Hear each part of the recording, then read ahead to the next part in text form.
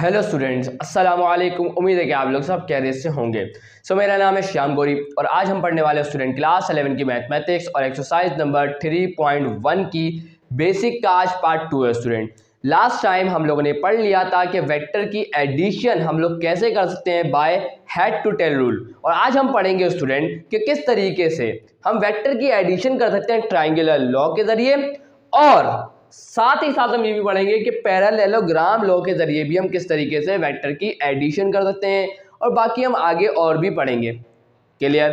अब स्टूडेंट अगर किसी को पैरेललोग्राम लॉ वेक्टर एडिशन कराने के तरीके को अगर बहुत ज़्यादा डिटेल में जानना है तो फिजिक्स के लिए मैंने लेक्चर पहले ही अपलोड कर चुका हूँ, तो वहाँ से भी आप बहुत ज़्यादा इंफॉर्मेशन गैदर कर सकते हैं। क्लियर है। चलें भाई, तो ट्राइंगुलर लॉ की बात करें तो इसके नाम में ही जाहिर होता है कि ट्राइंगल का वर्ड आ रहा है, तो इसका मतलब ये हुआ कि ट्राइंगल बनेगा। अब वो ट्राइंगल कोई सा भी हो सकता है, हमें नहीं पता भाई। अब देखो स्टूडेंट, देखिए मैं क्या करता हूँ, दो वेक्टर ले लेता हूँ। एक वेक्टर ये आ गया हमारे सामने ए, ये आ गया स्टूडेंट ए वेक्टर। कौन सा वेक्टर है? ये आ गया ए वेक्टर। अब मैं क्या करता हूँ, इसके साथ ऐड कर देता हूँ एक बी वेक्टर, और वही वाली बात, डायरेक्शन चेंज नहीं करनी है, जैसी डायरेक्शन में दिए जाएंगे वेक्टर उसी डायरेक्शन में ऐड करना है। क्लियर है। चले भाई, लेकिन इस वक्त हमने इन दोनों वेक्टर्स को एक ट्राइंगल की क्या माना है? दो साइड्स माना है। हमने क्या माना है? इस वक्त हमने ये माना हुआ है कि ये दो वेक्टर्स है, अभी ए वेक्टर और ये बी वेक्टर्स, ये असल में क्या है? ट्राइंगल की एक ट्राइंगल क्या है? दो साइड्स है। क्लियर। और ये हेड टू टेल रूल के मुताबिक जुड़े हुए हैं। सुनते जाइएगा। आपको पता है कि जब भी दो वेक्टर्स को ऐड किया जाता है तो उसके नतीजे में एक रिजल्टेंट वेक्टर हमें मिलता है। तो वो रिजल्टेंट वेक्टर कैसे ड्रॉ करते हैं? बहुत आसान है। जो स्टार्टिंग वाला जो वेक्टर की जो टेल होती है उससे रिजल्टेंट वेक्टर को स्टार्ट किया जाता है और एंड किया जाता है लास्ट वाले वेक्टर की हेड पर। यह आ गया लास्ट वेक्टर, उसकी हेड से जाके जोड़ देंगे। तो ये जो वेक्टर हमारे सामने आया स्टूडेंट, ये कहलाएगा रिजल्टेंट वेक्टर। और ये हमें कब मिला? जब हमने इन दोनों वेक्टर्स को क्या किया? ऐड किया। तो रिजल्टेंट वेक्टर को मैं क्या बोल दूंगा? इसको मैं बोल देता हूं सी वेक्टर हमें मिल गया। और ये कब मिला? जब हमने ए वेक्टर के अंदर ऐड किया बी वेक्टर को। लेकिन आप ये बोलेंगे सर ये तो कहानी बिल्कुल एज इट इज सेम हो गई, किसकी तरह? हेड टू टेल रूल के मुताबिक। बिल्कुल स्टूडेंट, यही आप लोग बोलेंगे, बिल्कुल ये सही भी होगा। लेकिन हेड टू टेल रूल में मैंने ट्राइंगल का जिक्र किया था? बिल्कुल भी नहीं किया था। तो अगर आप इस वक्त देखें, ये ट्राइंगल बन रहा है, और ट्राइंगल क्यों बोलते हैं? क्योंकि तीन साइड होती है ट्राइंगल के अंदर। तो देखिए, एक साइड, दो साइड, तीन साइड, तो इसीलिए इसे बोला जाता है triangle law of vector addition. समझ में आई ना बात? तो सुनते जाइएगा। अब इस वक्त हमने ए वेक्टर और ये वाला बी वेक्टर, इसको हमने क्या माना है? एक ट्राइंगल की दो साइड्स, और ये सी वेक्टर जो हमें मिला ये ट्राइंगल की क्या हो गई? Third side. तो ये हो गया सिंपल, समझ में आ गई। तो यही वाली बात मैंने यहां लिखी है। और एक छोटी सी बात, हर लॉ की क्या होती है? स्टेटमेंट होती है। तो इसी तरीके से इसकी भी स्टेटमेंट है, वो देख लेते हैं। यह हमें बताता है स्टूडेंट कि व्हेन, जब दो वेक्टर्स को, ए वेक्टर और बी वेक्टर को जब क्या करते हैं, किस तरीके से रिप्रेजेंट करते हैं? Two sides of a triangle. इस वक्त हमने क्या किया है? ये ए वेक्टर और ये बी वेक्टर को हमने किस तरीके से रिप्रेजेंट किया है? दो साइड्स के तौर पर ट्राइंगल की। सही है, इन सेम ऑर्डर। अब ये सेम ऑर्डर क्या है सर? सुनते जाइएगा।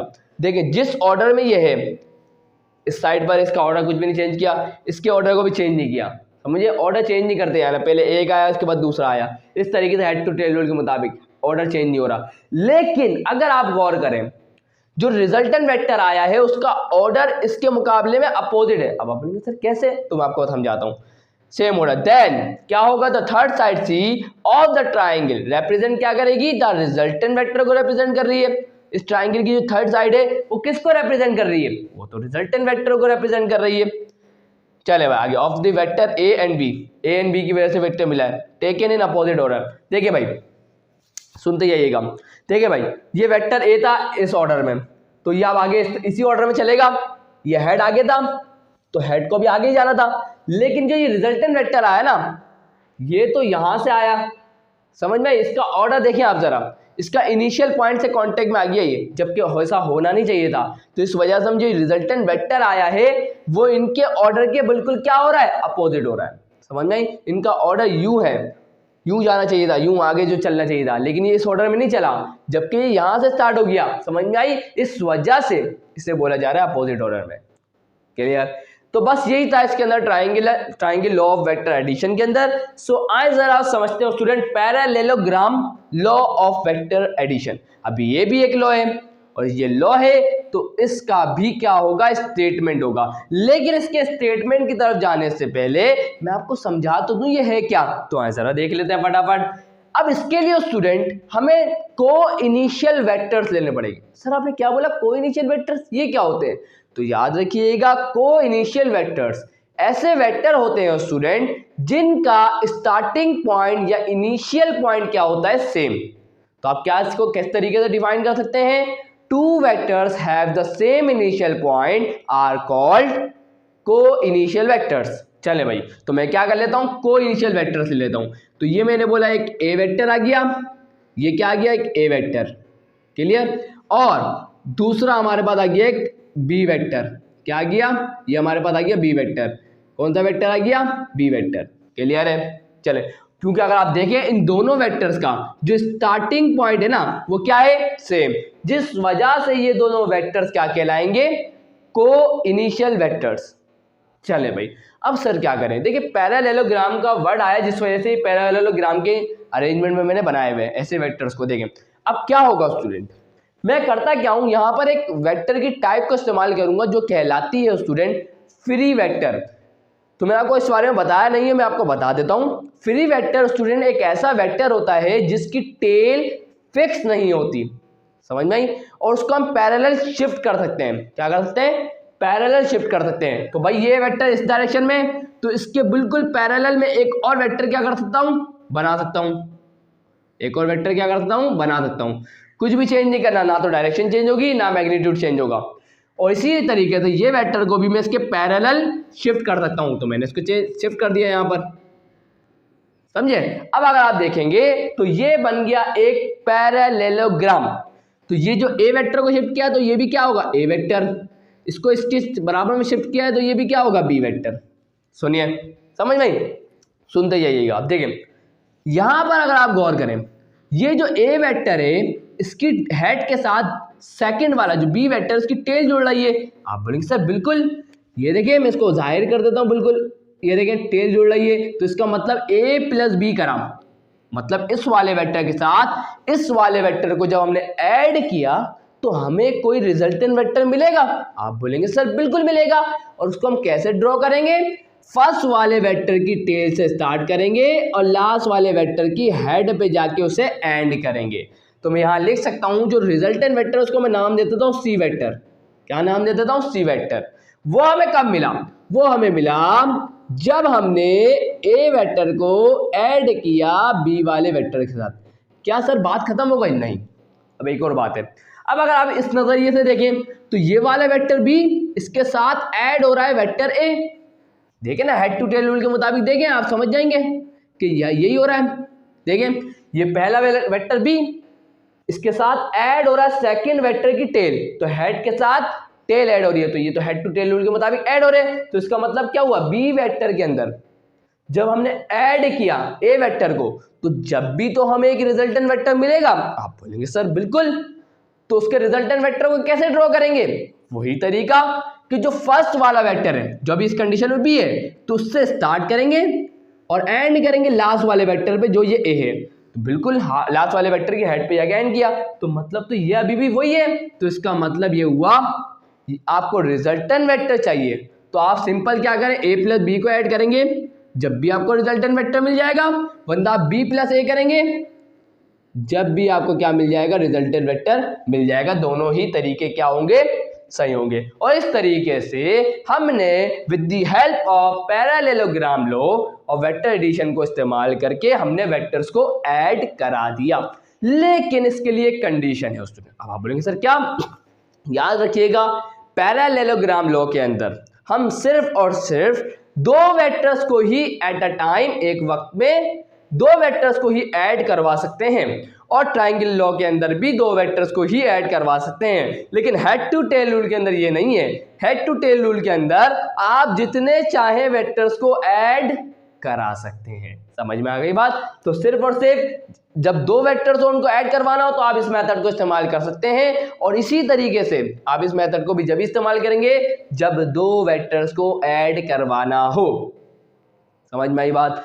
चले भाई इसके स्टेटमेंट को पढ़ लेते हैं, समझा तो दिया मैंने। चले भाई स्टेटमेंट में क्या लिखा हुआ है ये बताता है कि when two vectors A and B of same initial point, जब उनका क्या हो इनिशियल पॉइंट क्या हो सेम हो, तो वो रिप्रेजेंट करेंगे represent by two adjacent side of parallelogram. और हम उसको क्या कर देंगे, दो पैरेलल मतलब पैरेललोग्राम की दो साइड से हम लोग क्या कर देंगे उसको रिप्रेजेंट। एक ये साइड हो गई पैरेललोग्राम की और एक ये साइड हो गई पैरेललोग्राम की, रिप्रेजेंट कर दिया।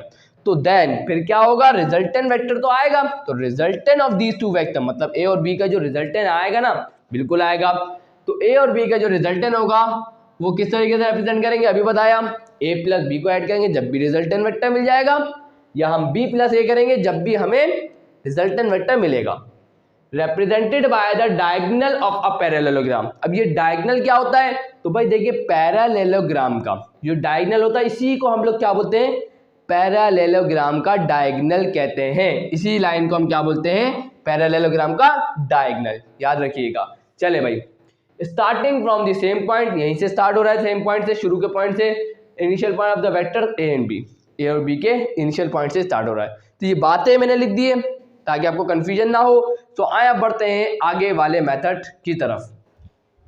तो आए जरा आप समझते हैं स्टूडेंट कि पॉलीगॉन लॉ ऑफ एडिशन को। तो वही वाली बात, इसको समझने से पहले आपको मैं समझा देता हूं। ऐसे ही देखें भाई, अब यहाँ पॉलीगॉन का वर्ड आ रहा है स्टूडेंट, तो याद रखिएगा इस पॉलीगॉन के अंदर बहुत सारी साइड्स होती है। इसकी क्या होती है, बहुत, पॉली का मतलब मैनी, अब बहुत सारी साइड्स, इसका मतलब ये हुआ कि यहाँ पर हम बहुत सारे वेक्टर्स को ऐड कर सकते हैं, लेकिन शर्त ये है कि वो पॉलीगॉन बनाने भी चाहिए। क्लियर है? तो भाई देखो स्टूडेंट, अभी मैं मान लेता हूँ कि मेरे पास एक वेक्टर ए है, ये आ गया, सही है। अब एक वेक्टर बी है, लेकिन याद रखिएगा इनका ऑर्डर सेम रखिएगा। मतलब ये कि जिस ऑर्डर में हेड टू टेल रूल के मुताबिक ऐड करते हैं उसी ऑर्डर में ऐड करिएगा। ये हमारे पास क्या आ गया, A1 आ गया, सही है। चले मैं A1 इसको मान लेता हूँ, A2 इसको मान लेता हूँ, इसके बाद तीसरा आएगा, ये आ गया तीसरा, इसको मैं A3 मान लेता हूँ, और इसके बाद चलता जाएगा स्टूडेंट। और इससे पहले वाला, लास्ट वाले से पहले वाला क्या होगा, an का। क्लियर है? अब ये हमारे पास क्या आ गया, एक पॉलीगॉन आ गया। क्लियर? अब हो क्या रहा है, बहुत ध्यान से सुनना है आप लोगों को। तो भाई देखिए कोई मुश्किल काम यहाँ नहीं हो रहा है। इस वाले वेक्टर को हमने A1 बोला है, इस वाले को A2 बोला है, इस वाले को A3 बोला है, और इस तरीके से चलते जाएंगे, नंबर ऑफ वेक्टर्स ऐड होते जाएंगे, सही है। अब यहाँ पर जो इसका लास्ट वेक्टर होगा, आपको पता है कि जब हम सारे वेक्टर्स को ऐड कर देते हैं तो उसके बाद हमें रिजल्टेंट वेक्टर मिलता है। आप मानते हैं इस बात को? आप इस बात को बिल्कुल मानेंगे। क्लियर? तो रिजल्टेंट वेक्टर कैसे ड्रॉ करते हैं, जो लास्ट वेक्टर होता है, जो भी मैंने यहाँ पर गैप देके मैंने बोला बीच में आते रहेंगे वेक्टर्स, जो लास्ट वेक्टर से पहले जो आता है, सही है, ये वाला, तो वो क्या होगा n-1, और जो लास्ट वेक्टर होगा वो तो an होगा। क्लियर है? तो क्योंकि आपको पता है अगर लास्ट वेक्टर 10 है तो इससे पहले वाला वेक्टर क्या होगा, 9। तो अभी मैंने लास्ट वेक्टर an बोला है, तो इससे पहले वाला वेक्टर क्या होगा, an-1, इससे एक कम, जैसे कि 10-9 क्या होगा, इससे पहले आ जाएगा। तो n इसके अंदर से एक कम कर दूंगा तो 10-1 क्या हो जाएगा, 9। इससे पहले वाला वेक्टर मुझे मिल जाएगा। लास्ट वाले वेक्टर से पहले वाला अगर वेक्टर चाहिए तो वो कौन होगा, an-1 होगा, उसमें से एक कम कर देते हैं। तो होगा क्या, सिंपल सी बात है, आपको पता है कि जो लास्ट वेक्टर होगा वो रिजल्टेंट वेक्टर होगा, और उसको हम डिरो कैसे करेंगे, फर्स्ट वाले वेक्टर की टेल से स्टार्ट करेंगे और एंड करेंगे लास्ट वाला, मतलब लास्ट वाले से पहले जो वेक्टर होगा उससे जाके उसकी हेड से जोड़ देंगे, तो हमें मिल जाएगा स्टूडेंट रिजल्टेंट वेक्टर। क्लियर? तो हम यहाँ बोल सकते हैं कि हमारे पास रिजल्टेंट वेक्टर किसके बराबर होगा, रिजल्टेंट वेक्टर हमें कब मिलेगा, जब हम क्या करेंगे, A1 के अंदर, A1 वेक्टर के अंदर ऐड करेंगे, A2 वेक्टर के अंदर ऐड करेंगे, A3 वेक्टर ऐड करेंगे, और ये चलता जाएगा, और उसके अंदर ऐड करेंगे हम किसको, an-1 को, तो हमें मिल जाएगा स्टूडेंट क्या, रिजल्टेंट वेक्टर। समझ में आई बात? सारे वेक्टर, जितने भी वेक्टर्स आप लेके आए होंगे उनको ऐड करवाया होगा, उन सबको ऐड करवाने के बाद आपको मिल जाएगा रिजल्टेंट वेक्टर। सिंपल है, आसान सी बात है। तो यही बात उन्होंने लिखी है, ये हमें बता रहे हैं कि if a number of vectors, हमें नहीं पता कितने वेक्टर्स है, आपकी मर्जी आप 10 वेक्टर को ऐड करें, आपकी मर्जी आप 50 वेक्टर को ऐड करें, हमें इससे कोई परवाह नहीं है स्टूडेंट। लेकिन सिर्फ क्या है, अभी हमें तादाद का कुछ पता नहीं है, कितने भी वेक्टर्स को ऐड कर दें।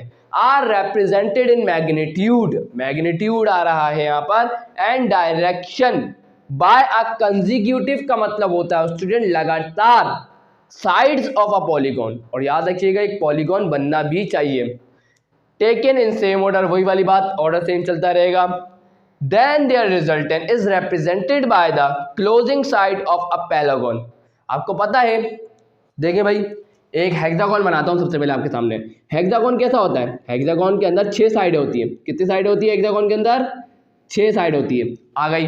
अब देखें ये जो आखिरी वाला है, अगर देखें आपको दिखाता हूं, यहां से स्टार्ट हुआ, चलता गया, तीसरी साइड, चौथी साइड, पांचवी साइड, आखिरी जो साइड है, जैसी आखिरी साइड आती है, ये जो हेक्सागोन है वो एकदम क्या हो जाता है, क्लोज हो जाता है। इस आखिरी साइड के आने की वजह से क्लोज हुआ ना, आप बोलेंगे सर बिल्कुल। तो यहाँ रिजल्टेंट वेक्टर के आने की वजह से ये पॉलीगॉन क्या हो गया, क्लोज।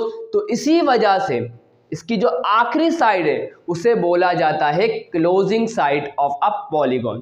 क्लियर है? तो closing side of a polygon taken in the opposite direct order. Order आपको पता है अपोजिट होगा, क्योंकि रिजल्टेंट वेक्टर अपोजिट ऑर्डर में ही आता है हमेशा। क्लियर है? तो इस तरीके से आप पॉलीगॉन लॉ ऑफ एडिशन को यूज कर सकते हैं और इस तरीके से वेक्टर्स को ऐड कर सकते हैं। क्लियर है? कोई मसला इंशाल्लाह नहीं होना चाहिए। सो आए जरा अब स्टूडेंट स्टडी करते हैं about scalar multiplication of vector. इससे पहले मैं आपको एक और बात बता दूं, जो अभी हमने पॉलीगॉन मेथड पढ़ा वो भी हेड टू टेल रूल ही है असल में, क्योंकि हम हेड टू हेड के साथ दूसरे वेक्टर टेल को ऐड करते जाते हैं और हमें रिजल्टेंट वेक्टर मिल जाता है ना। तो सिर्फ क्या है, वो भी हेड टू टेल रूल ही कहलाता है, और ट्राइंगल लॉ भी असल में हेड टू टेल रूल ही है, लेकिन उस वक्त हम उसे ट्राइंगल की साइड मान रहे होते हैं, और दूसरे पॉलीगॉन वाले में हम उसको पॉलीगॉन की साइड मान रहे होते हैं। क्लियर है? चले भाई, अब हो क्या रहा है स्टूडेंट, यहाँ पर हमें बोला जा रहा है scalar multiplication of a vector. मतलब ये एक वेक्टर को एक स्केलर के साथ मल्टीप्लाई कराना। स्केलर कुछ भी हो सकता है, -1, 1, 2, 3, 4, 5, कुछ भी हो सकता है, कोई भी नंबर हो सकता है। क्लियर है? चले भाई, तो हम सिर्फ क्या करेंगे, वेक्टर को स्केलर से मल्टीप्लाई कराने को कहलाया जाता है स्केलर मल्टीप्लिकेशन ऑफ वेक्टर। अब देखें, when we multiply a vector A by a scalar K, तो then result is a vector K V. मतलब क्या होगा, उस वेक्टर v के साथ उस स्केलर को मल्टीप्लाई करा देंगे। अब उससे होगा क्या सर, तो वो मैं आपको बताने जा रहा हूं स्टूडेंट। सपोज करें कि हमारे पास एक वेक्टर a है, सपोज करें हमारे पास एक वेक्टर a है। अब मैं क्या कर रहा हूं, इस वेक्टर a के साथ एक स्केलर को मल्टीप्लाई करा रहा हूं। अब यहां से केस शुरू हो रहा है। सबसे पहला केस ये है, अगर k, और ये k क्या है, स्केलर, ये 1 भी हो सकता है, 2 भी हो सकता है, 3 भी हो सकता है, -1 भी हो सकता है, कुछ भी हो सकता है। अगर k जो स्केलर है अगर वो 1 हो जाए, अगर k बराबर हो जाए किसके, 1 के, तो याद रखिएगा देन क्या होगा, ना तो इस वेक्टर का मैग्नीट्यूड चेंज होगा और ना ही इस वेक्टर की डायरेक्शन। तो पहला केस हमें भी पता चला कि अगर कोई भी स्केलर अगर हम मल्टीप्लाई करवाने जा रहे हैं, अगर स्केलर क्या हो 1 और उसको मल्टीप्लाई करवाने जा रहे हैं एक वेक्टर से, तो याद रखिएगा वो स्केलर ना तो इसका मैग्नीट्यूड चेंज करेगा उस वेक्टर का और ना ही डायरेक्शन को। तो देन नो चेंज, कुछ भी चेंज नहीं होगा किसके अंदर, ना तो मैग्नीट्यूड के अंदर ना डायरेक्शन, क्योंकि आपको पता है वेक्टर के पास 2 ही चीज होती है, एक तो डायरेक्शन और एक होता है मैग्नीट्यूड। चले भाई, दूसरा केस ये है, अगर k की वैल्यू ग्रेटर देन 1 हो जाए, अगर k की वैल्यू क्या हो जाए, 1 से बड़ी हो जाए, फिर क्या होगा, तो याद रखिएगा फिर क्या होगा, मैग्नीट्यूड चेंज हो जाएगा। क्या हो जाएगा, मैग्नीट्यूड चेंज हो जाएगा। तो मैग्नीट्यूड चेंजेस, तो याद रखिएगा अगर k की वैल्यू जो स्केलर है अगर वो 1 से बड़ा है और हम उसको वेक्टर से मल्टीप्लाई कराने जा रहे हैं, तो उसकी वजह से उस वेक्टर का मैग्नीट्यूड चेंज होगा। कैसे, ये a वेक्टर है, अगर मैं इसको 2 से मल्टीप्लाई करूं तो क्या होगा, a वेक्टर को मैं 2 से मल्टीप्लाई कराने जा रहा हूं, उसका मतलब पता क्या है कि मैं इस वेक्टर की जो लेंथ है उसको डबल करने जा रहा हूं। तो अब जो रिजल्ट में जो हमें वेक्टर मिलेगा वो मिलेगा 2 टाइम्स a वेक्टर के मुकाबले में 2 गुना ज्यादा होगा। समझ में आई? तो इससे क्या हुआ, आपको तो पता है वेक्टर की जो लेंथ होती है असल में उसका मैग्नीट्यूड होती है। तो हुआ क्या, उसका मैग्नीट्यूड बढ़ गया, तो इसकी लेंथ चेंज होने की वजह से उसका मैग्नीट्यूड बढ़ गया। तो इस वजह से हमने बोला कि अगर कोई भी स्केलर जिसको हम मल्टीप्लाई कराने जा रहे हैं वेक्टर से, तो अगर उसका वैल्यू 1 से बड़ी होगी तो याद रखिएगा मैग्नीट्यूड चेंज होगा, डायरेक्शन चेंज नहीं होगी। अब आ जाए तीसरा केस। तीसरा केस ये है कि अगर k की वैल्यू क्या हो जाए, -1 हो जाए, मतलब स्केलर जो अब हम ले रहे हैं हम -1 ले लें और उससे वेक्टर से जाके मल्टीप्लाई कराएं, तो उस केस में क्या होगा, तो याद रखिएगा उस केस में होगा क्या, डायरेक्शन चेंज हो जाएगी। क्या होगा इस केस के अंदर, डायरेक्शन चेंजेस। अब ये क्यों हो रहा है, तो इसकी वजह भी बता देता हूं फटाफट। देखिए भाई ये ए वेक्टर है, अब मैं क्या करने जा रहा हूं, इसको मल्टीप्लाई करवाने जा रहा हूं -1 से। आपको पता है नेगेटिव साइन क्या कर रहा है, ये नेगेटिव साइन में बता रहा है कि ये जो वेक्टर है इसका अब जो वेक्टर आएगा वो इसकी अपोजिट डायरेक्शन में होगा। तो भाई देखिए मैंने बना दिया ये वेक्टर बिल्कुल अपोजिट डायरेक्शन में। मैग्नीट्यूड को चेंज मत करिएगा क्योंकि a मल्टीप्लाई बाय -1 ये क्या होगा, -a। क्या होगा, नेगेटिव ऑफ वेक्टर a। तो ये कहलाता है स्टूडेंट a वेक्टर का नेगेटिव हो गया। आपको मैं बता चुका हूँ नेगेटिव ऑफ अ वेक्टर के बारे में, जो क्या होता है, जिसका मैग्नीट्यूड सेम रहता है लेकिन सिर्फ क्या हो जाती है, डायरेक्शन अपोजिट हो जाती है। तो ये ए वेक्टर की डायरेक्शन थी, अब ये ए वेक्टर के नेगेटिव वेक्टर की डायरेक्शन है अपोजिट। तो इससे क्या पता चला कि जब भी अगर कांस्टेंट मतलब जो स्केलर है अगर वो -1 है तो वो क्या करेगा, मैग्नीट्यूड में कोई चेंज नहीं करेगा लेकिन डायरेक्शन चेंज कर देगा। चौथा केस ये है स्टूडेंट कि अगर k की वैल्यू क्या हो, लेस देन -1 हो, 1 से छोटी हो, 1 से छोटी के -1 से छोटी होने का मतलब क्या, -2 हो जाएगी, -3 हो जाएगी, -4।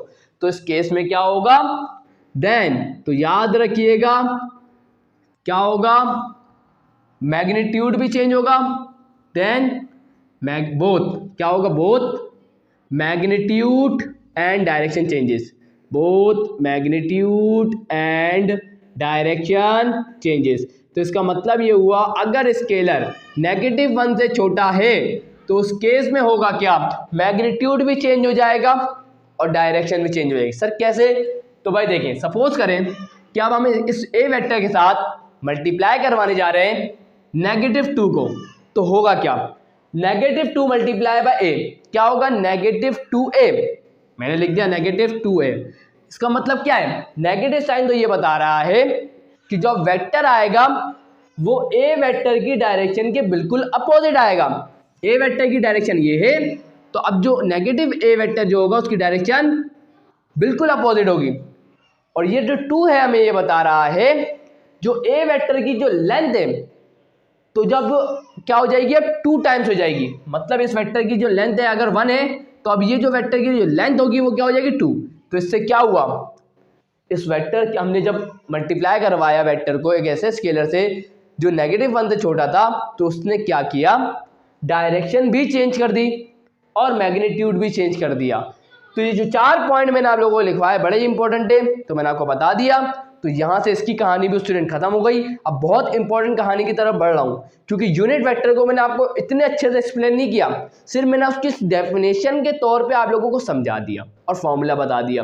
तो अब मैं आपको मैग्नीट्यूड का फॉर्मूला ही बताना चाहता हूँ, लेकिन उससे पहले रुक जाए, मैं आपको यूनिट वेक्टर्स के कुछ कहानी बताना चाहता हूँ कार्टेशियन कोऑर्डिनेट सिस्टम के ऊपर कि एक्स पे आई होता है, डायरेक्शन बताने का काम भी करता है ना यूनिट वेक्टर। मैंने आपको नहीं बताया तो इसको नोट करें, उसके बाद आगे बढ़ते हैं। चले भाई अब यूनिट वेक्टर को समझते हैं। अब आपको इतनी बात तो मैं बता चुका हूँ कि यूनिट वेक्टर क्या होता है, एक ऐसा वेक्टर होता है जिसका मैग्नीट्यूड 1 होता है प्रीवियस वीडियो के अंदर। अब हम ये जानेंगे स्टूडेंट कि यूनिट वेक्टर की जरूरत क्या है। अब सुनते जाइएगा स्टूडेंट, कोई भी एक वेक्टर हो, आपको पता है कोई भी एक वेक्टर हो उसके अंदर 2 चीज़ें पाई जाती है। कोई भी एक वेक्टर हो उसके बाद 2 चीज़ें होती हैं, एक तो होता है उसका मैग्नीट्यूड, एक तो होता है उसका मैग्नीट्यूड और दूसरी होती है उसकी डायरेक्शन। क्लियर है। अब मैंने किसी से बोला कि मैं 2 मीटर पर सेकेंड की वेलोसिटी से मूव कर रहा हूं, 2 मीटर पर सेकेंड की वेलोसिटी से मूव कर रहा हूं, तो वो पूछेगा किधर मूव कर रहे हो, तो उसने मुझे ये तो बता दिया कि वो कितना मैग्नीट्यूड से मूव कर रहा है। तो वो जो मैग्नीट्यूड है वो है 2 क्या है उसका मैग्नीट्यूड।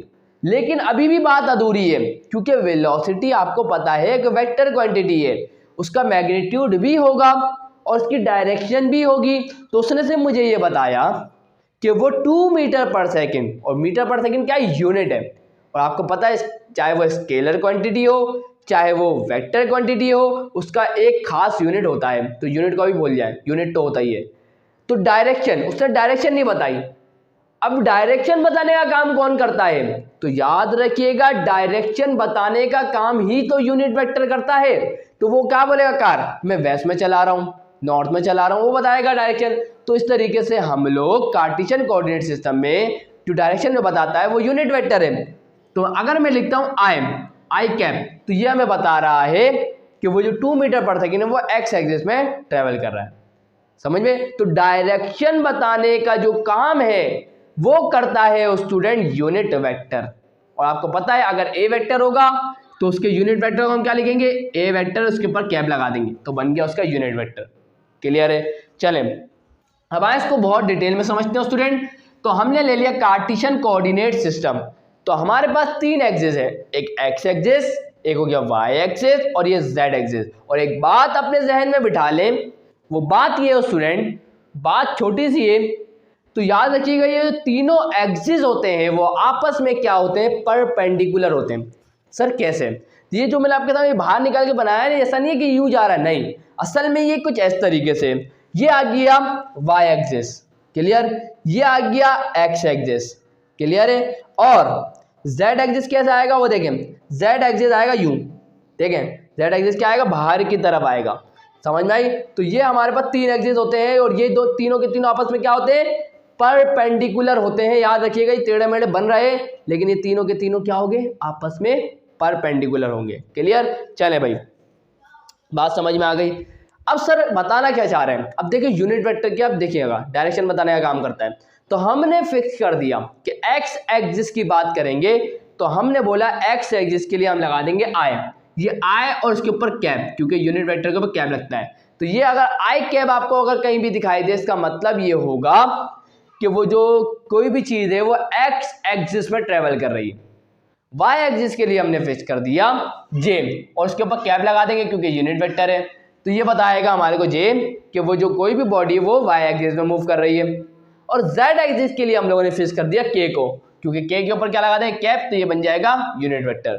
तो अगर आपको आई बात आए तो एक्स एक्सिस की बात आ रही है, जे आए तो वाई एक्सिस की, और के आए तो जेड एक्सिस की बात हो रही है। समझ में आ गई? अब देखो स्टूडेंट, मैं क्या करता हूँ, एक वेक्टर को उठा के ले आता हूँ।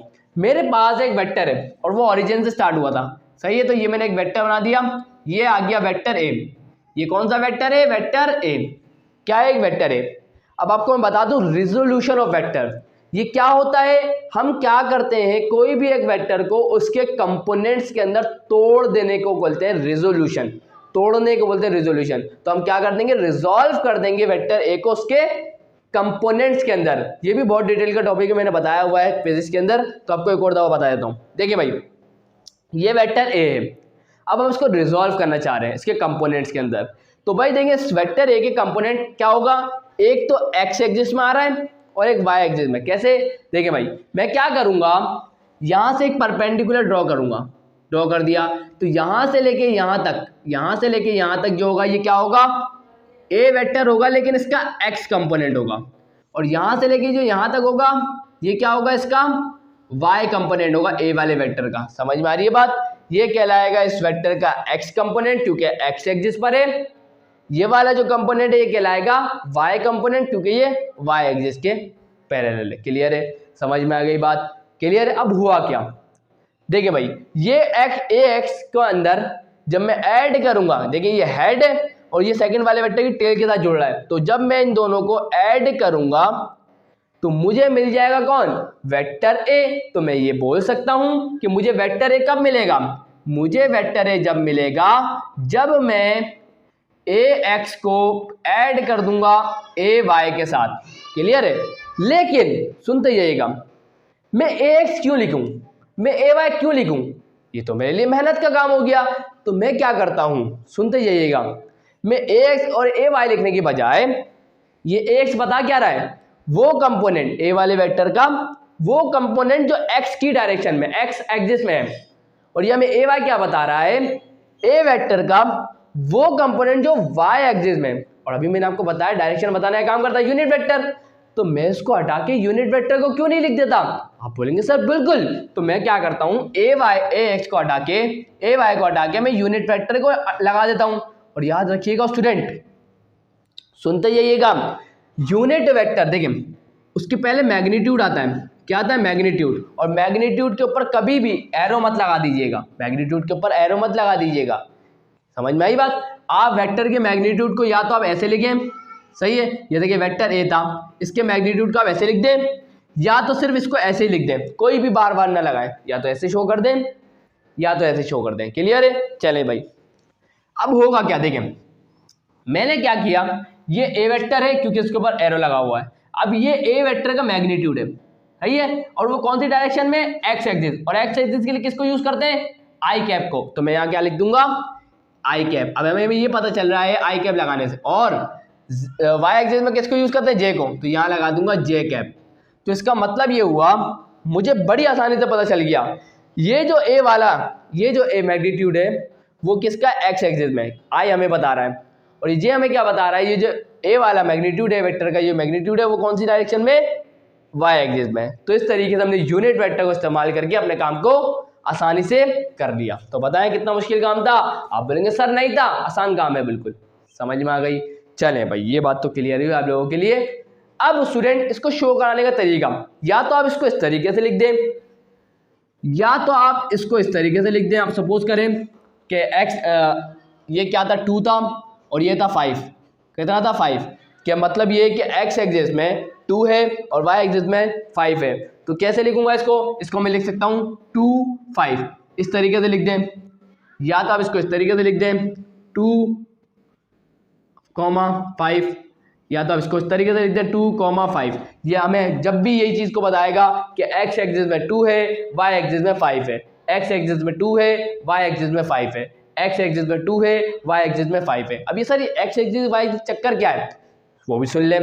देखिए भाई, यहाँ से स्टार्ट हुआ ये वेक्टर, यहाँ से लेके यहाँ तक आने में उसने सिर्फ एक्स एक्सिस में ट्रैवल किया, और वो जितना ट्रैवल करेगा उसकी वैल्यू होगी कुछ, तो वो हम यहाँ लिख देंगे।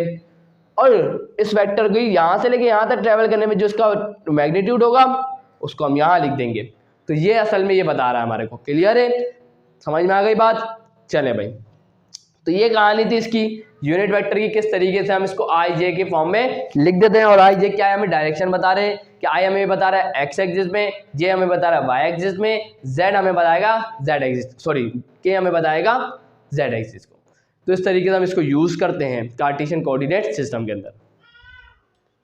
सो आए स्टूडेंट्स, अब मालूम करते हैं वेक्टर का मैग्नीट्यूड कैसे पता चलेगा अगर हमारे पास कोई कंपोनेंट हो। अब सपोज करें कि मेरे पास एक वेक्टर ए है, अब उस वेक्टर ए के मेरे पास कंपोनेंट क्या है, ए आई, मतलब एक्स एक्सिस में ए है और वाई एक्सिस में क्या है, जे। तो अब मुझे इस वेक्टर ए का मैग्नीट्यूड मालूम करना है, तो मैं क्या करूं, बहुत ईजी है। अब इस ए वेक्टर के मैग्नीट्यूड को रिप्रेजेंट करने का तरीका हमें पता है, दोनों तरफ बार लगा देंगे तो हमें मैग्नीट्यूड पता चल जाता है। तो भाई देखें क्या करेंगे, फॉर्मूला क्या है, ये जो एक्स में जो कंपोनेंट है, मतलब आई वाला में क्या बता रहा है, एक्स एक्सिस में जो कंपोनेंट है वो कौन है, ए, वाई एक्सिस में जो कंपोनेंट है वो बी है। तो अगर हम इन दोनों कंपोनेंट्स का अगर स्क्वायर कर दें और उसका अंडर रूट निकाल लें तो हमें उस वेक्टर का मैग्नीट्यूड मिल जाएगा। तो मतलब इस ए का स्क्वायर कर दें, ऐड करें, उसके बाद बी का स्क्वायर कर दें और उसके बाद इसका रूट मालूम कर लें तो हमें मिल जाएगा उस वेक्टर का मैग्नीट्यूड। तो कितना आसान है, तो याद रखिएगा ये तरीका बिल्कुल इंपॉर्टेंट तरीका है। चले भाई यूनिट वेक्टर, अब यूनिट वेक्टर का फॉर्मूला तो मैं आपको पहले ही बता चुका हूं। यूनिट वेक्टर को रिप्रेजेंट करने का तरीका होता है ए कैप लगा दें, जो वेक्टर हो उसके ऊपर लगा दें कैप। और वो कब मिलेगा हमें यूनिट वेक्टर, जब हम उस वेक्टर ए को डिवाइड करवा देंगे उसी के मैग्नीट्यूड से, तो हमें मिल जाएगा क्या, यूनिट वेक्टर। क्लियर? अब यहाँ ये बहुत इंपॉर्टेंट बात है, देखिए अब यहाँ पर वेक्टर जो है हम किसके तरीके में यूज कर रहे हैं, वेक्टर हम जो हम शो करवा रहे हैं in terms of position vector है। और पोजीशन वेक्टर आप लोगों को पता होगा जो कहाँ से स्टार्ट होते हैं, ओरिजिन से, जिनको हम डिस्टेंस जो नापते हैं वो ओरिजिन से नाप रहे होते हैं। चले भाई, अब हमारे पास एक एक्स पॉइंट था, हमने क्या किया OX, मतलब ओरिजिन से इसका डिस्टेंस नापा, वो क्या गया OX। तो ये हमारे पास जो वेक्टर आया, ये हमारे पास जो वेक्टर आया उसको मैंने बोला X वेक्टर। चलिए भाई, उस OX वेक्टर के अंदर मैंने ऐड किया XY वेक्टर को, कर दिया। आपको पता है इन दोनों वेक्टर को ऐड किया है तो उसके नतीजे में एक रिजल्टेंट वेक्टर मिलेगा। तो वो कहां से स्टार्ट होगा, फर्स्ट वाले वेक्टर की टेल से, और एंड होगा लास्ट वाले वेक्टर की हेड पर। ये आ गया रिजल्टेंट वेक्टर जिसको मैंने बोला y। तो मैं यहाँ क्या लिख सकता हूं, अगर मुझे XY को मालूम करना हो, मतलब मुझे ये वाला वेक्टर मालूम करना हो XY, तो वो कैसे मालूम करूंगा। आप बोलेंगे सर बहुत आसान है।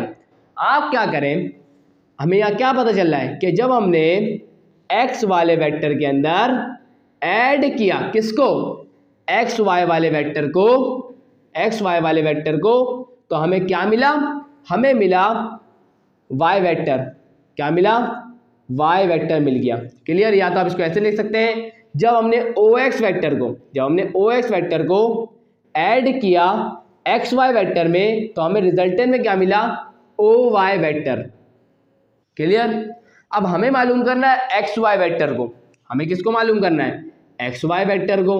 तो क्या होगा, ये OY वेक्टर अपनी जगह पर है, ये प्लस का OX वेक्टर है, इसको इक्वल टू साइड है क्या होगा, माइनस का OX वेक्टर हो जाएगा। क्लियर है। चलिए भाई, तो भाई देखिए OY वेक्टर असल में कौन है, ये तो Y है, तो इसकी जगह में क्या लिख सकता हूँ, Y वेक्टर माइनस OX असल में क्या है, X वेक्टर ही है, तो यहाँ पे लिख दूंगा X वेक्टर। तो हमें XY वेक्टर कैसे मिलेगा, जब मैं माइनस करूंगा Y वेक्टर में से माइनस करूंगा X वेक्टर को, तो मुझे मिल जाएगा XY वेक्टर। इस तरीके से हमने बता दिया स्टूडेंट, समझ में आ गई बात, हेड टू टेल रूल था बिल्कुल। चले भाई, अब क्या करें सर, देखिए अब बहुत इंपॉर्टेंट चीज शुरू होने वाली है। अब हम क्या करेंगे, कोई भी वेक्टर जो होगा उसको हम डिवाइड करेंगे, और डिवाइड दो तरीके से किया जा सकता है, या तो इंटरनली और या तो एक्सटर्नली। तो उसके फॉर्मूले को डिराइव करते हैं स्टूडेंट, ड्राइव करते हैं। तो आए जरा इसको नोट करें, उसके बाद आगे बढ़ते हैं। सो आए जरा स्टूडेंट्स अब डिस्कस करते हैं, अगर कोई पॉइंट R, अगर कोई भी एक लाइन सेगमेंट को अगर डिवाइड करता है इंटरनली, अंदर से कोई भी एक रेशो, क्योंकि कोई भी लाइन को जब डिवाइड किया जाता है तो वो एक रेशो में किया जाता है, एक बात को अपने दिमाग में बिठा लें। तो यहाँ पर भी यही हो रहा है, एक लाइन सेगमेंट है, और लाइन सेगमेंट आपको पता है कैसी लाइन, और आपको पता है कि जब भी हम प्लेन पर कोई भी वेक्टर को रिप्रेजेंट करते हैं तो वो एक लाइन सेगमेंट के तौर पे ही करते हैं, सबसे शुरू में बताया था। अब सुनते जाइएगा, बहुत इंपॉर्टेंट बात शुरू हो रही है, डायग्राम सबसे पहले बहुत ज्यादा इंपॉर्टेंट है। तो भाई देखो स्टूडेंट हो क्या रहा है, यहाँ पर हमारे पास एक आ गया एक्स एक्सिस, और यहाँ पर हमारे पास आ गया एक वाई एक्सिस। क्लियर। और ये हमारे पास आ गया इस कार्टेशियन कोऑर्डिनेट सिस्टम का ओरिजिन। क्लियर। सुनते जाइएगा बात को। अब हुआ क्या, इस पॉइंट, इस ओरिजिन वाले पॉइंट को मैंने बोला O। क्लियर। अब हो क्या रहा है, एक पॉइंट है यहाँ पे एक कोई पॉइंट है। क्लियर है। और ये जो पॉइंट है, इस पॉइंट को मैंने बोला P, इस पॉइंट को मैंने क्या बोला P।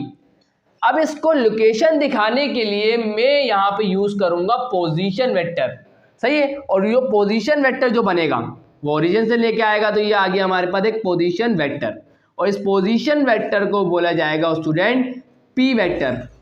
क्लियर है। चले भाई, अब क्या होगा बता रहा हूं। अब होगा क्या कि यहां पर ये OP वेक्टर आ गया। क्लियर। अब एक और पॉइंट है, एक और पॉइंट है, और वो यहां पर है, और इस पॉइंट को मैंने बोला Q, इस पॉइंट को मैंने क्या बोला Q। अब यहां पे क्या होगा, इन दोनों को देखें, इन दोनों को अब इस पॉइंट को वापस ओरिजिन से ले लेता हूं मैं। क्या लेता हूं, इस पॉइंट की पोजीशन बताने के लिए ओरिजिन का इस्तेमाल करूंगा। ये आ गया एक वेक्टर जिसने इस पॉइंट Q की पोजीशन बताई, और वो वेक्टर क्या कहलाएगा, Q वेक्टर कहलाएगा। क्या कहलाएगा, Q वेक्टर। क्लियर। अब बीच में ये जगह खाली छूट रही है, बीच में ये जगह खाली छूट रही है, इसको हम एक वेक्टर से रिप्रेजेंट कर देते हैं। तो यहाँ पे भी क्या कर दूंगा, इन दोनों के फासले को मैंने एक वेक्टर से रिप्रेजेंट कर दिया, वो ये आ गया। क्लियर। चले भाई, तो असल में हो क्या रहा है, ये जो PQ वाली लाइन आ रही है, ये जो PQ वाली लाइन आ रही है स्टूडेंट, इस लाइन को डिवाइड किया जा रहा है एक रेशो के अंदर, और यहां पर कहीं एक पॉइंट P, मतलब कोई पॉइंट R, यही कहीं एक पॉइंट R मैं मान लेता हूं, यहां पर एक पॉइंट R है, यहां पे क्या है, एक पॉइंट R। सही है। अब पॉइंट R माना, इसकी पोजीशन कौन बताएगा, ओरिजिन से देखा जाएगा, पोजीशन वेक्टर बताएगा। तो हम यहाँ पे क्या करते हैं, इसकी पोजीशन वेक्टर ड्रॉ कर देते हैं। तो ये आ गया इसका पोजीशन वेक्टर। क्लियर। अब हुआ क्या, हुआ ये स्टूडेंट, हुआ ये जो आर वेक्टर और ये जो वेक्टर होगा ना, अब ये कहलाएगा आर वेक्टर। क्या कहलाएगा, आर वेक्टर। अब हुआ क्या, इस आर वेक्टर ने इस लाइन PQ को, लाइन सेगमेंट PQ को क्या कर दिया, इंटरनली अंदर से डिवाइड करा। देखें अंदर से, तो क्या किया उसने, एक रेशो के अंदर इस लाइन PQ को क्या कर दिया, डिवाइड कर दिया, तकसीम कर दिया। और वो किस रेशो में किया, M/N। तो ये वाला रेशो यह कहलाएगा M और ये वाला कहलाएगा N। तो इस लाइन मतलब R ने क्या करा, इस लाइन सेगमेंट PQ को डिवाइड कर दिया रेशो के अंदर M/N के अंदर। क्लियर है। तो मैंने यानी कहा कंसीडर द पॉइंट R, एक पॉइंट R को कंसीडर कर लिया जो डिवाइड कर रहा है, which divide the line segment PQ internally in the ratio M and N are positive scalar quantities. और याद रखिएगा ये M और ये N हो गए वो एक पॉजिटिव स्केलर क्वांटिटीज हो गए। तो सर अब क्या करें, तो बिल्कुल बता रहा हूँ स्टूडेंट, अब हमें ये जानना है कि R वेक्टर जो हमने माना है इसको हम कैसे हासिल करेंगे। इस R वेक्टर को जो इन दोनों PQ वाली लाइन को डिवाइड कर रहा है इसको कैसे हासिल करेंगे। तो भाई बिल्कुल आसान है, देखते हैं। देखें हमें ये पता चला क्या कर रहा है ये क्या कर रही है, ये R वाला जो वेक्टर है वो इन दोनों मतलब इस वाले R वाले पॉइंट ने क्या किया, इस लाइन सेगमेंट PQ को डिवाइड किया। किस रेशो के अंदर, M/N के अंदर। तो इसका मतलब ये हुआ कि जब हम PR को, मतलब ये जो दो पॉइंट हो गए, PR को अगर मैं डिवाइड करवाऊंगा RQ से, PR को डिवाइड करवाऊंगा किससे कराऊंगा, RQ से। सो वो किसके बराबर आएगा, वो बराबर आएगा M/N के। ऐसा ही है। आप बोलेंगे सर क्यों, और ये आप पूछने चाह रहे होंगे सर ये आपने मैग्नीट्यूड क्यों लिखा, वेक्टर क्यों नहीं लिखा। देखिए भाई स्टूडेंट्स, यहाँ पर हम लेंथ की बात कर रहे हैं और लेंथ की बात जब हम करते हैं तो वेक्टर का मैग्नीट्यूड देखते हैं। क्लियर है। तो असल में मैं P से लेके R तक के डिस्टेंस को देख रहा हूँ, समझे। तो जब भी मैंने मैग्नीट्यूड लिखा, मैं देख रहा हूँ R से लेके Q तक के डिस्टेंस को, फासले को, लेंथ को, तो मैं मैग्नीट्यूड को देख रहा हूँ। तो जब भी मैंने PR का मैग्नीट्यूड डिवाइड बाय RQ का मैग्नीट्यूड, और वो किसके बराबर आएगा, आपको पता है कि जो P से लेके R तक, इस पॉइंट R ने इस P से लेके R तक को किस में डिवाइड किया, M में, और R से लेके Q को N में डिवाइड किया है। तो मतलब P से लेके R तक का डिस्टेंस M के बराबर आएगा, R से लेके Q तक का डिस्टेंस N के बराबर आएगा। तो इसका मतलब इसके बराबर आएगा। चले भाई सर इसको देखते रहे, क्यों देखते रहे भाई, आगे बढ़ते हैं। अब यहाँ ये जो N है, यहाँ ये डिवाइड हो रहा है, इक्वल टू तो साइड क्या होगा, मल्टीप्लाई किससे होगा, PR से। और आपको पता है इस PR के मैग्नीट्यूड को हम डायरेक्ट PR भी लिख सकते हैं। क्या लिख सकते हैं, PR भी लिख सकते हैं। क्लियर है। चले भाई इज इक्वल टू M आ गया M, और ये RQ है तो इसको RQ लिख देंगे, सिंपल। चले भाई अब सर क्या करें, बिल्कुल बताता हूं। देखिए भाई स्टूडेंट्स, इसको मैं इक्वेशन नंबर 1 बोल देता हूं। चले भाई अब क्या होगा स्टूडेंट, अब अगर आपसे गौर करें तो भाई देखिए हमारे पास, आपको पता है कितने पोजीशन वेक्टर है।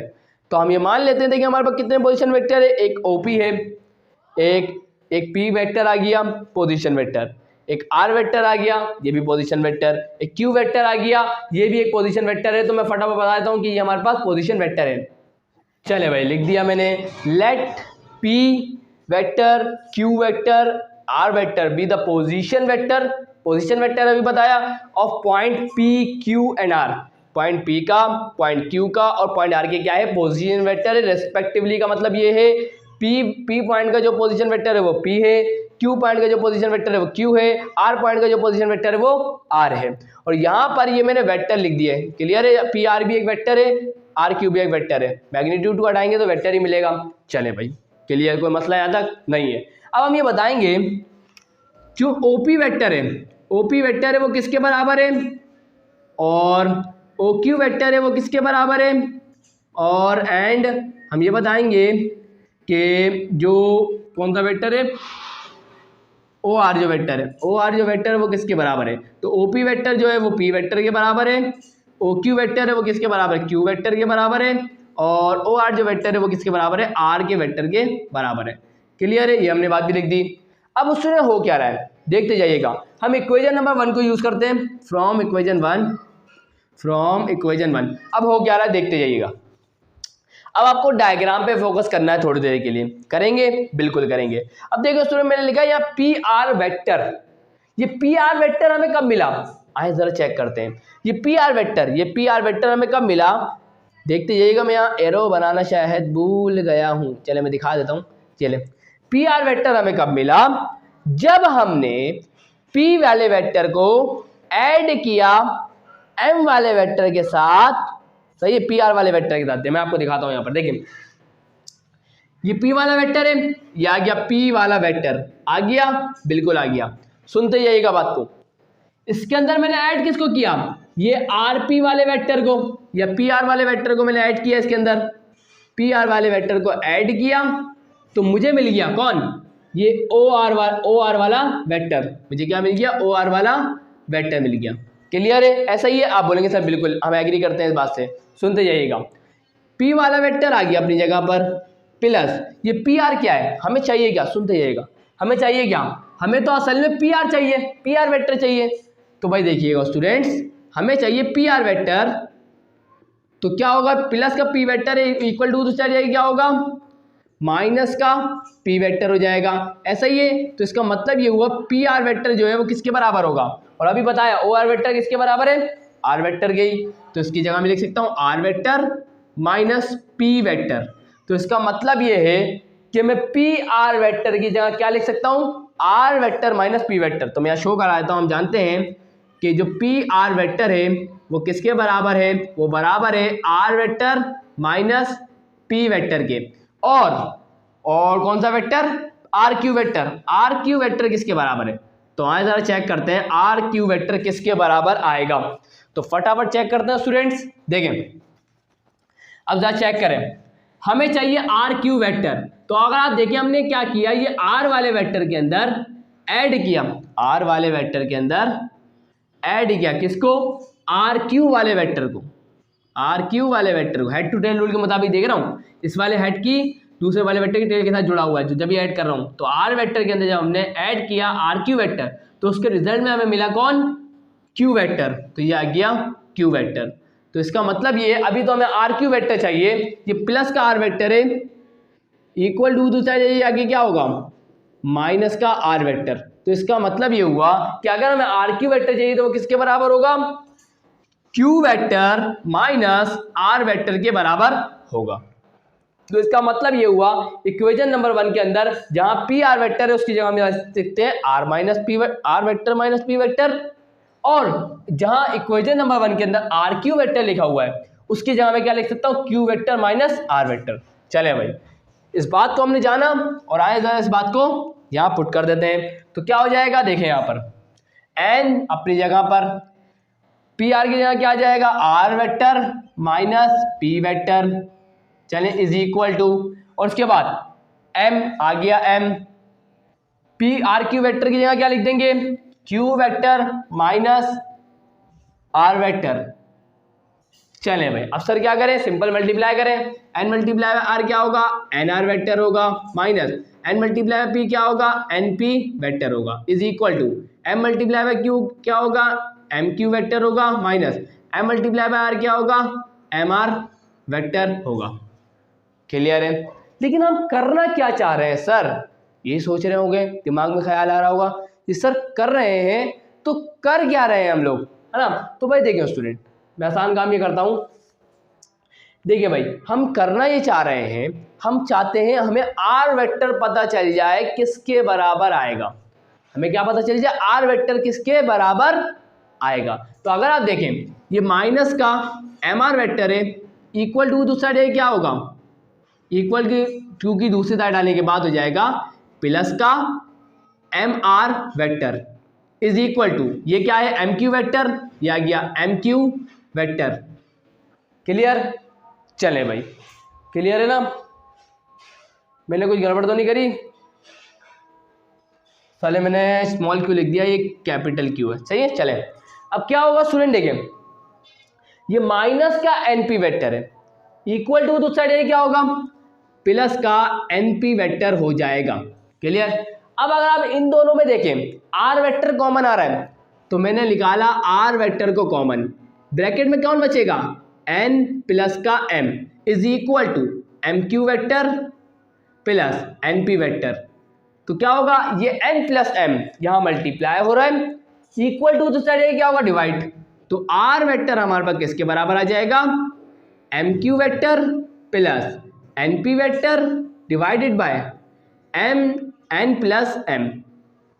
क्लियर है। और यहाँ जाके हमने मालूम कर लिया कि अगर हमें आर वेक्टर मालूम करना है, मतलब आर जो है वो भी एक पोजीशन वेक्टर है, अगर उसे मालूम करना है तो इस फॉर्मूले को फॉलो करें, आपको मिल जाएगा क्या, आर वेक्टर। और एक और खासियत बताऊं, अगर m और n बराबर हो, अगर m और n क्या हो, बराबर, m और n क्या है, रेशियो है, अगर रेशियो 1:1 हो जाए, अगर क्या हो जाए, m किसके बराबर हो जाए 1 के और n किसके बराबर हो जाए 1 के, मतलब रेशियो क्या हो जाए 1:1, समझे, मतलब ये पॉइंट बिल्कुल मिड पॉइंट बन जाए, तो उस कंडीशन में इसको फॉर्मूले को कैसे लिख सकते हैं कि आर वेक्टर बराबर होगा, m की जगह 1 आ जाएगा, q वेक्टर बनता क्या हो जाएगा, q vector plus n vector की जगह भी 1 आ जाएगा, n की जगह भी 1 आ जाएगा, p वेक्टर मल्टीप्लाई 1 क्या होगा, p वेक्टर होगा, n की जगह भी 1, m की जगह भी 1, 1 प्लस 1 क्या हो जाएगा 2। इसका मतलब ये हुआ, अगर ये जो r वेक्टर है, r जो वेक्टर है, अगर ये पी क्यू लाइन सेगमेंट को